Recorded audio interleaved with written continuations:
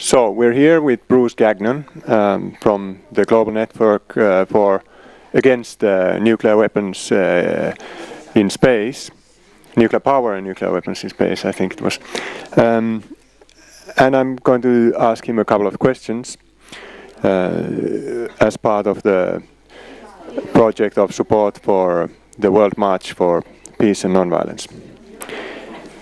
So what do you think, what are your thoughts in general about peace and nonviolence? Well, I think they're absolutely necessary. Nonviolence or non-existence is the question.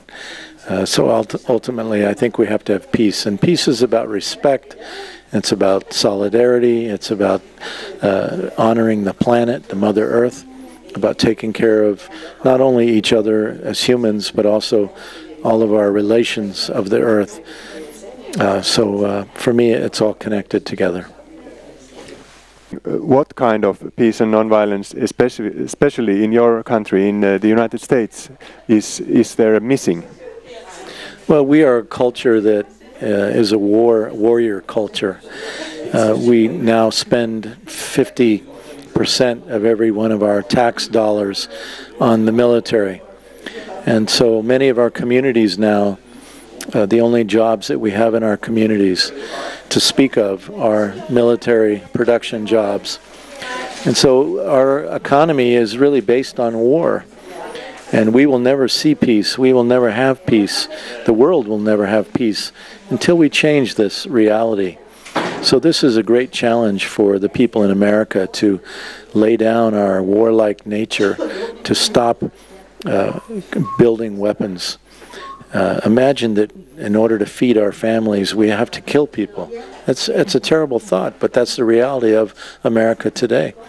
So our call is for the American people to take our resources that are made with our taxes and to use them for good, to build windmills and solar, and to build rail cars for public transportation, to clean up the environment, to give the future generations a chance for survival on this earth, to live in harmony with nature. These are the tasks in order to provide for a future.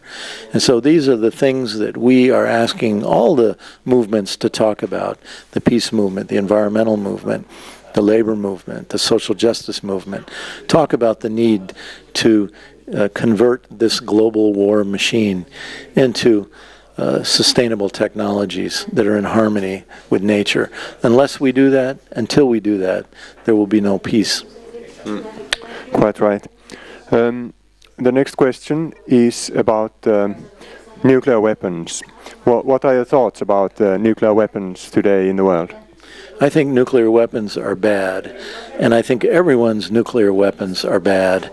And I think it's hypocritical of my country, the United States, to lecture other countries and to say you cannot have nuclear weapons when at the same time my country is building more of them. So we have to start in our own home. We have to get rid of our nuclear weapons in the United States before we can tell others that they shouldn't have them.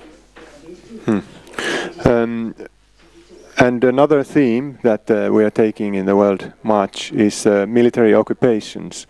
What are your thoughts about those? Some people think military occupation is necessary, some people think not. What do you think? Military occupation means domination. It means domination of an existing country or an existing community. And I think that's fundamentally a violation of human rights. It is wrong. I learned as a boy when I lived in Germany, and I would visit the castles on the Rhine River, and they would say this used to be the barracks of the Roman soldiers. And I remember thinking, what were the Romans doing way over here in Germany? It just didn't seem right. And in time, it could not remain because it was a contradiction And that contradiction would always collapse. And so today, whether it's U.S. bases or any other country's bases in another country, it's a contradiction. And it's not a natural state. It's not a natural situation. And so it always will collapse. The question is, what about all the money? What about all the resources? What about all the lives that are wasted until that contradiction collapses? So this is what the job of an activist is to help bring those contradictions to the surface, to help call for the end of military occupation, but also of military itself. There was a time in the world when slavery was an accepted economic institution across the world. But slowly, after several hundred years, we were able to abolish slavery. And not only in my country, but in other countries around the world. And today, we have this terrible economic institution called militarism. And it must too be abolished. And we are the new abolitionists of our time. And it is our job to call for the abolition of war. And the way we abolish war is to abolish military production. Okay. Now, since we are talking about also the World March for Peace and Nonviolence, which will take place in 2009 to 2010, October, January, what do you think, what could be the contribution of this World March? What could be its significance? Why would it be important, or what could it do? I think any time people from one country go to another and meet people, that is a contribution towards peace. That is very important. But also equally important, I think, is what is the message they're bringing. And so I think there must be much discussion about the message that is carried by this World March for Nonviolence. If we just talk about nonviolence and we don't talk about the need to convert the global war machine, then I think we've only done half the job. So we must, I think, have a holistic approach to it, a holistic message that talks about nonviolence. Yes, of course, absolutely, but also one way to reach nonviolence is by closing down the military production system in all the countries, none of them to be accepted, and then using those resources to deal with the coming effects of global climate change. So I think this World March has a tremendous opportunity to really bring about or illuminate this larger message. I hope it will do so.